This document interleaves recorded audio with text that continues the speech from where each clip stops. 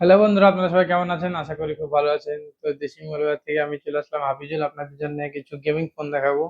আজ specialist gaming phone দেখাবো আপনাদেরকে। প্রথমে দেখাবো আইকিউ নিও 10 8 256 জিবি, একদম সুপারমেন্ট কন্ডিশনে আছে। একদম সুপারমেন্ট কন্ডিশনে আছে।